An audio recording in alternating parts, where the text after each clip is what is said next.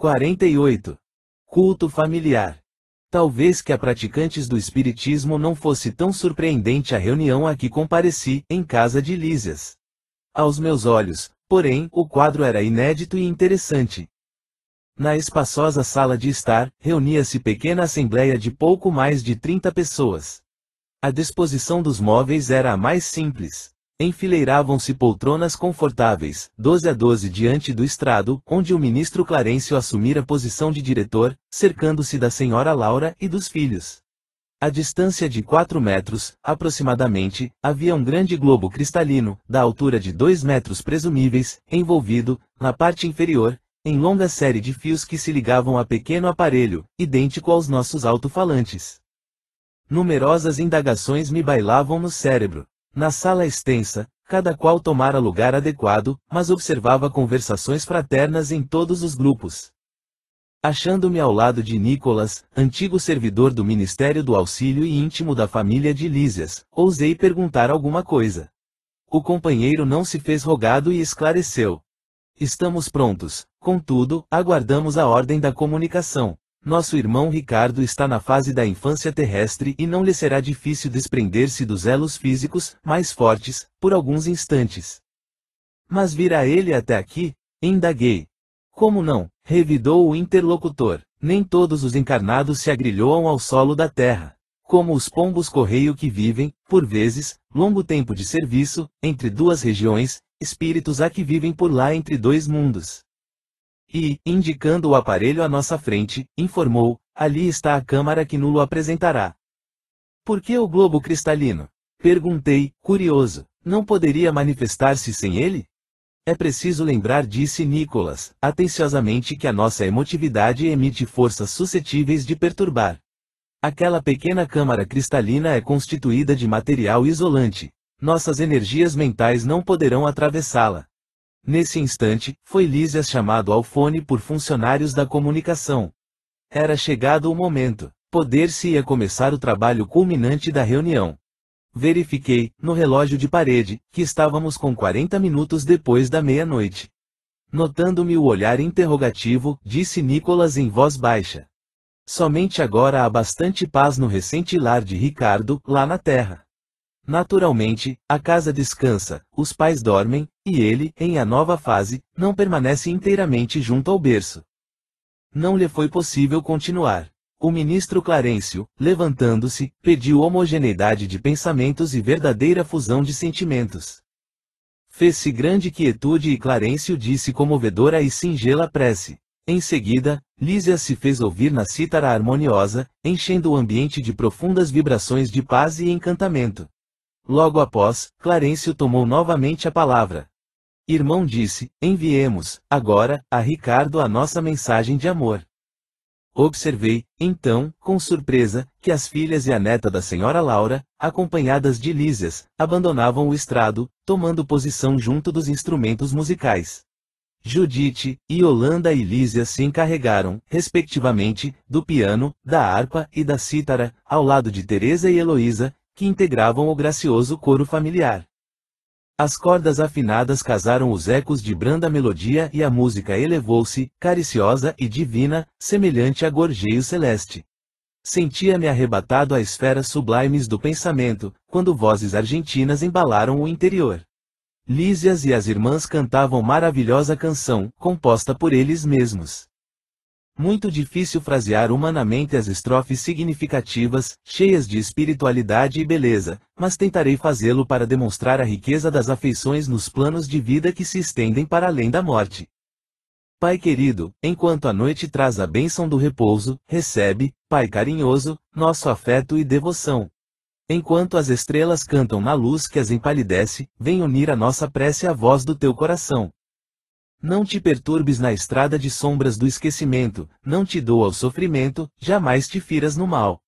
Não temas a dor terrestre, recorda a nossa aliança, conserva a flor da esperança para a aventura imortal. Enquanto dormes no mundo, nossas almas acordadas relembram as alvoradas desta vida superior, aguarda o porvir risonho, espera por nós que, um dia, volveremos à alegria do jardim do teu amor. Vem a nós, Pai generoso, volta a paz do nosso ninho, torna as luzes do caminho, ainda que seja a sonhar, esquece, um minuto, a terra e vem sorver da água pura de consolo e de ternura das fontes de nosso lar. Nossa casa não te ouvida o sacrifício, a bondade, a sublime claridade de tuas lições no bem, atravessa a sombra espessa, vence, Pai, a carne estranha, sobe ao cume da montanha, vem conosco orar também. As derradeiras notas da bela composição, notei que o globo se cobria, interiormente, de substância leitoso-acinzentada, apresentando, logo em seguida, a figura simpática de um homem na idade madura. Era Ricardo. Impossível descrever a sagrada emoção da família, dirigindo-lhe amorosas saudações. O recém-chegado, após falar particularmente à companheira e aos filhos, fixou o olhar amigo em nós outros, pedindo fosse repetida a suave canção filial, que ouviu banhado em lágrimas. Quando se calaram as últimas notas, falou comovidamente. Ó, meus filhos, como é grande a bondade de Jesus, que nos aureolou o culto doméstico do Evangelho com as supremas alegrias desta noite. Nesta sala temos procurado, juntos, o caminho das esferas superiores. Muitas vezes recebemos o pão espiritual da vida e é, ainda aqui, que nos reencontramos para o estímulo santo. Como sou feliz! A senhora Laura chorava discretamente. Lísias e as irmãs tinham os olhos marejados de pranto. Percebi que o recém-chegado não falava com espontaneidade e não podia dispor de muito tempo entre nós. Possivelmente, todos ali mantinham análoga impressão, porque vi Judite abraçar-se ao globo cristalino, ouvindo-a exclamar carinhosamente. Pai querido, diga o que precisa de nós, esclareça em que poderemos ser úteis ao seu abnegado coração. Observei, então, que Ricardo pousou o olhar profundo na senhora Laura e murmurou. Sua mãe virá ter comigo, em breve, filhinha.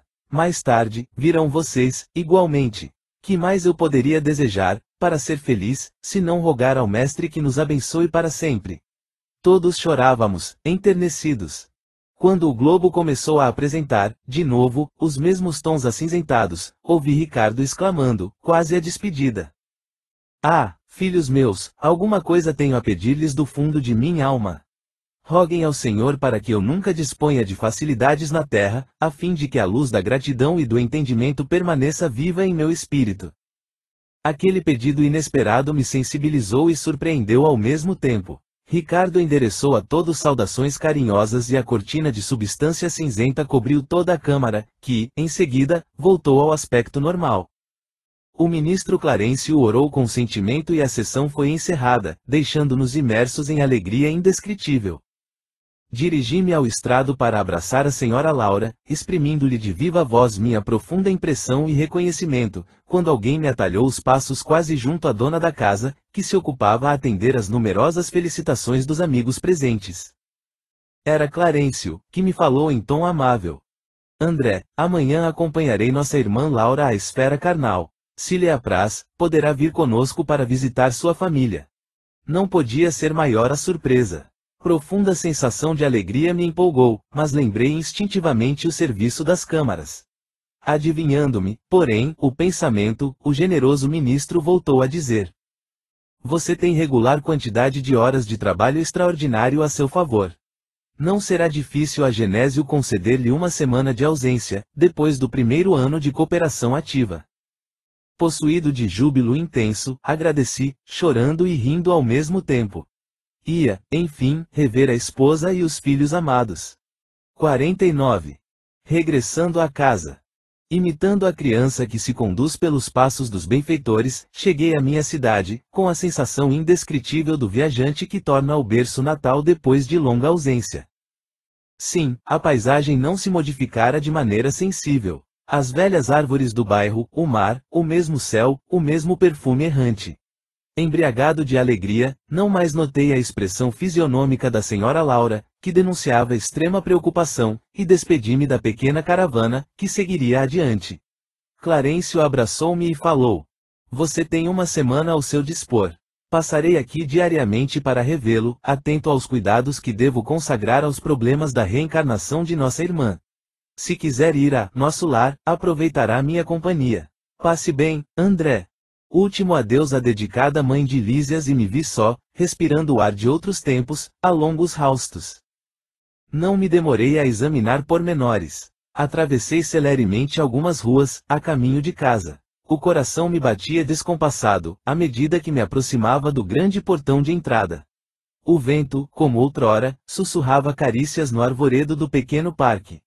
Desabrochavam azaleas e rosas, saudando a luz primaveril. Em frente ao pórtico, ostentava-se, garbosa, a palmeira que, com Zélia, eu havia plantado no primeiro aniversário de casamento. Ébrio de felicidade, avancei para o interior. Tudo, porém, denotava diferenças enormes. Onde estariam os velhos móveis de jacarandá? E o grande retrato onde, com a esposa e os filhinhos, formávamos gracioso grupo?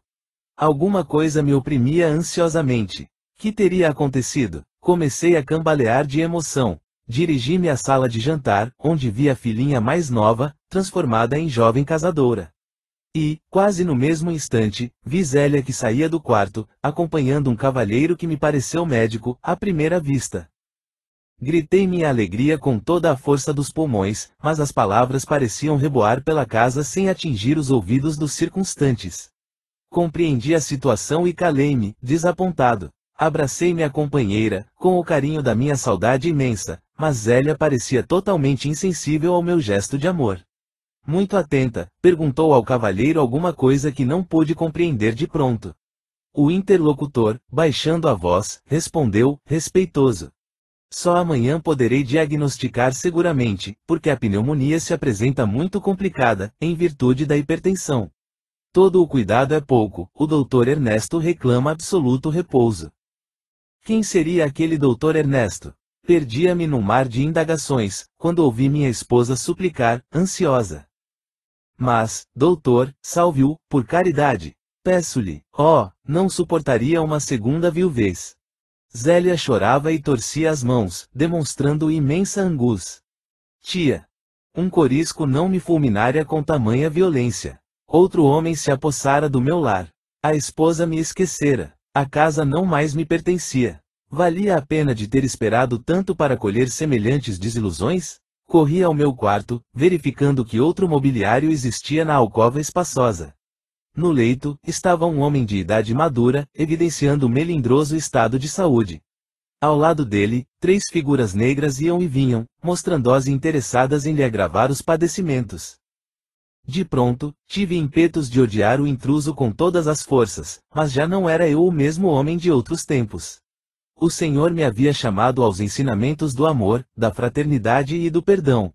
Verifiquei que o doente estava cercado de entidades inferiores, devotadas ao mal, entretanto, não conseguia auxiliá-lo imediatamente.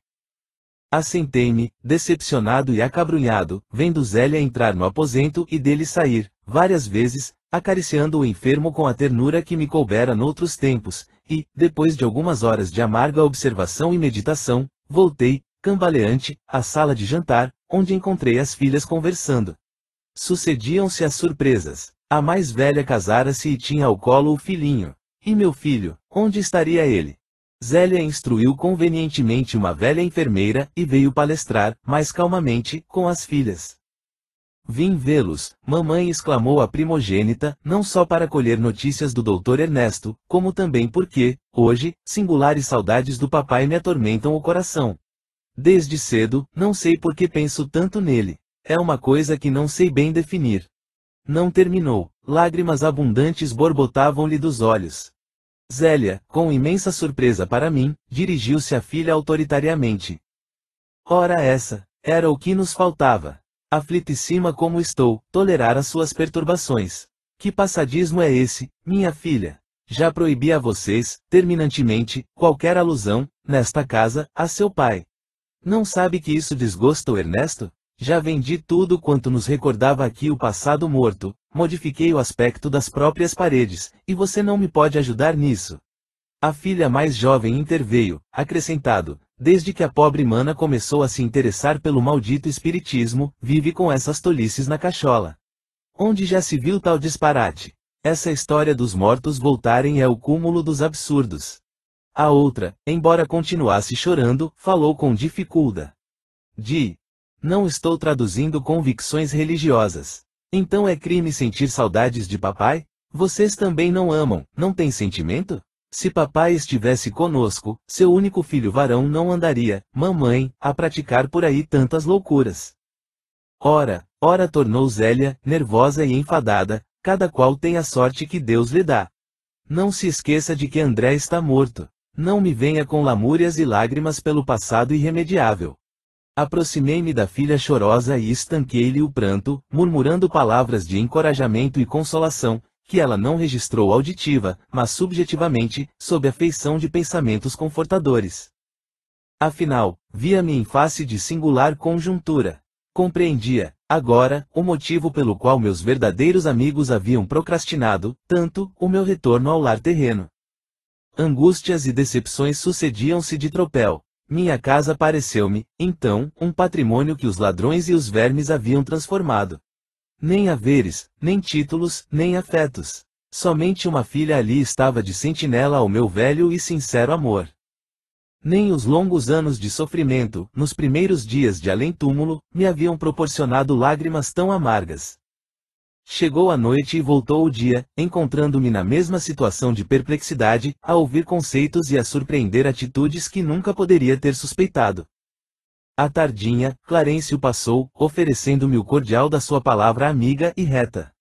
Percebendo meu abatimento, disse, solícito: compreendo suas mágoas e rejubilo-me pela ótima oportunidade deste testemunho. Não tenho diretrizes novas. Qualquer conselho de minha parte, portanto, seria intempestivo. Apenas, meu caro, não posso esquecer que aquela recomendação de Jesus para que amemos a Deus sobre todas as coisas e ao próximo como a nós mesmos, opera sempre, quando seguida, verdadeiros milagres de felicidade e compreensão, em nossos caminhos. Agradeci, sensibilizado, e pedi que me não desamparasse com o necessário auxílio. Clarencio sorriu e despediu-se.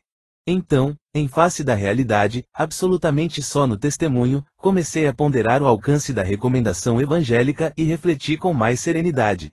Afinal de contas, por que condenar o procedimento de Zélia? E se fosse eu o viúvo na terra? Teria, acaso, suportado a prolongada solidão? Não teria recorrido a 1000 pretextos para justificar novo consórcio? E o pobre enfermo, como e por que odiá-lo? Não era também meu irmão na casa de nosso pai? Não estaria o lar, talvez, em piores condições, se Zélia não lhe houvesse aceitado a aliança afetiva? Preciso era, pois, lutar contra o egoísmo feroz. Jesus conduzira-me a outras fontes. Não podia proceder como homem da terra. Minha família não era, apenas, uma esposa e 3 filhos na terra. Era, sim, constituída de centenas de enfermos nas câmaras de retificação e estendia-se, agora, à comunidade universal.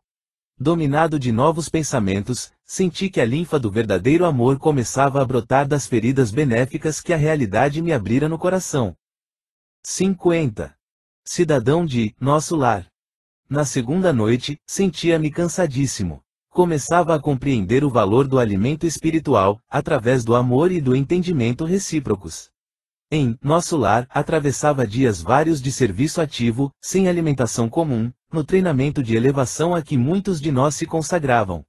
Bastava-me a presença dos amigos queridos, as manifestações de afeto, a absorção de elementos puros através do ar e da água, mas ali não encontrava senão escuro campo de batalha, onde os entes amados se convertiam em verdugos. As meditações preciosas que a palavra de Clarencio me sugerira davam-me certa calma ao coração.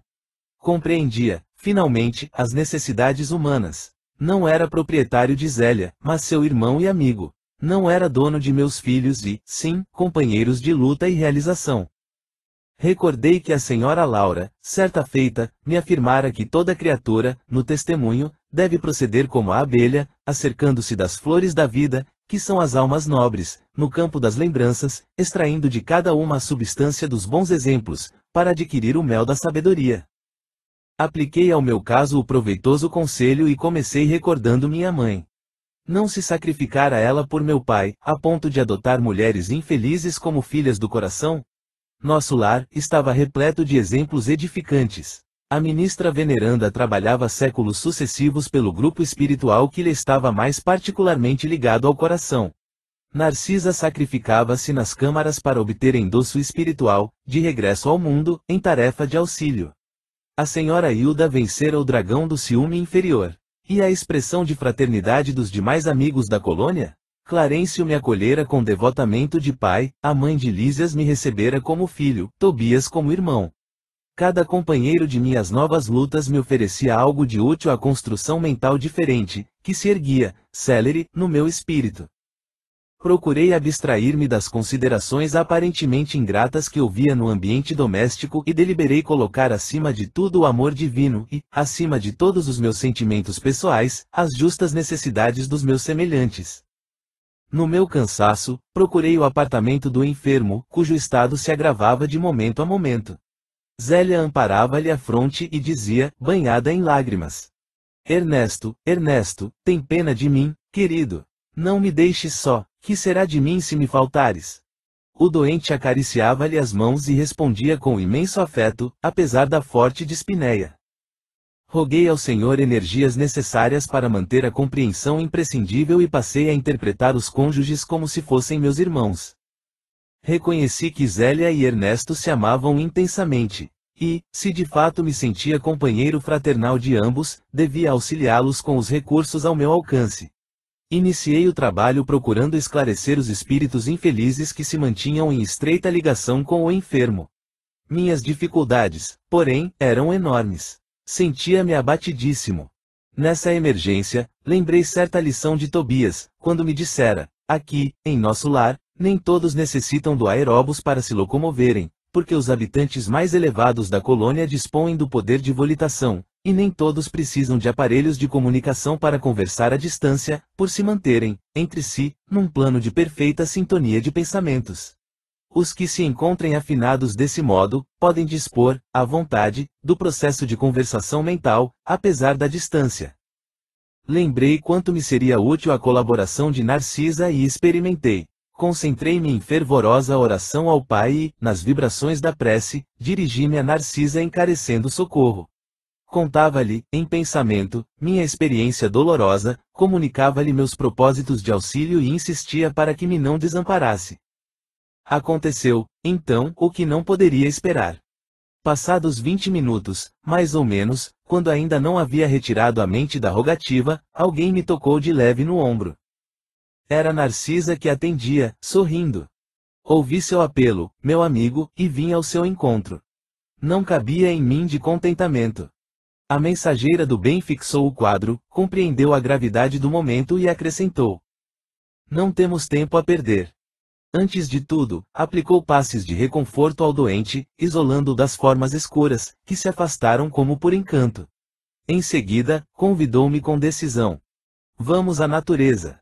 Acompanhei-a sem hesitação e ela, notando-me a estranheza, acentuou: não só o homem pode receber fluidos e emiti-los. As forças naturais fazem o mesmo, nos reinos diversos em que se subdividem. Para o caso do nosso enfermo, precisamos das árvores. Elas nos auxiliarão eficazmente. Admirado da lição nova, segui-a, silencioso. Chegados ao local onde se alinhavam enormes frondes, Narcisa chamou alguém, com expressões que eu não podia compreender. Daí a momentos, 8 entidades espirituais atendiam-lhe ao apelo. Imensamente surpreendido, vi-a indagar da existência de mangueiras e eucaliptos. Devidamente informada pelos amigos, que me eram totalmente estranhos, a enfermeira explicou: são servidores comuns do reino vegetal, os irmãos que nos atenderam. E, à vista da minha surpresa, rematou: como vê, nada existe de inútil na casa de nosso Pai. Em toda parte, se há quem necessite aprender, há quem ensine, e onde aparece a dificuldade, surge a providência. O único desventurado, na obra divina, é o espírito imprevidente, que se condenou às trevas da maldade. Narcisa manipulou, em poucos instantes, certa substância com as emanações do eucalipto e da mangueira e, durante toda a noite, aplicamos o remédio ao enfermo, através da respiração comum e da absorção pelos poros. O enfermo experimentou melhoras sensíveis. Pela manhã, cedo, o médico observou, extremamente surpreendido. Verificou-se esta noite extraordinária reação. Verdadeiro milagre da natureza. Zélia estava radiante, encheu-se a casa de alegria nova. Por minha vez, experimentava grande júbilo n'alma. Profundo alento e belas esperanças revigoravam meu ser. Reconhecia, eu mesmo, que vigorosos laços de inferioridade se haviam rompido dentro de mim, para sempre. Nesse dia, voltei a nosso lar, em companhia de Narcisa e, pela primeira vez, experimentei a capacidade de volitação. Num momento, ganhávamos grandes distâncias. A bandeira da alegria desfraldara-se em meu íntimo. Comunicando à enfermeira generosa minha impressão de leveza, ouvia esclarecer.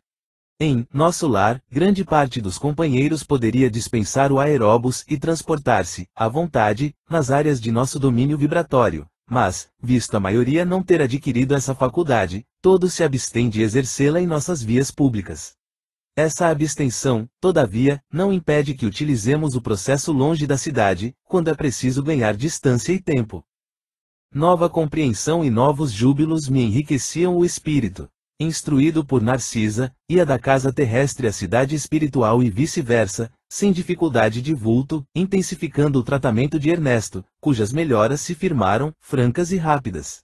Clarencio visitava-me, diariamente, mostrando-se satisfeito com o meu trabalho. Ao fim da semana, chegara ao termo de minha primeira licença nos serviços das câmaras de retificação. A alegria tornara aos cônjuges, que passei a estimar como irmãos. Era preciso, pois, regressar aos deveres justos. À luz dormente e cariciosa do crepúsculo, tomei o caminho de nosso lar, totalmente modificado. Naqueles rápidos 7 dias, aprendera preciosas lições práticas no culto vivo da compreensão e da fraternidade legítimas. A tarde sublime enchia-me de magnos pensamentos. Como é grande a providência divina! Dizia, a monologar intimamente. Com que sabedoria dispõe o Senhor todos os trabalhos e situações da vida. Com que amor atende a toda a criação. Algo, porém, me arrancou da meditação a que me recolhera. Mais de 200 companheiros vinham ao meu encontro. Todos me saudavam, generosos e acolhedores, Lísias, Lacínia, Narcisa, Silveira, Tobias, Salústio e numerosos cooperadores das câmaras ali estavam. Não sabia que atitude assumir, colhido, assim, de surpresa. Foi, então, que o ministro Clarencio, surgindo à frente de todos, adiantou-se, estendeu-me a destra e falou. Até hoje, André, você era meu pupilo na cidade, mas, doravante, em nome da governadoria, declaro cidadão de nosso lar. Por que tamanha magnanimidade se meu triunfo era tão pequenino? Não conseguia reter as lágrimas de emoção que me embargavam a voz. E, considerando a grandeza da bondade divina, atirei-me aos braços paternais de Clarencio, a chorar de gratidão e de alegria. Fim.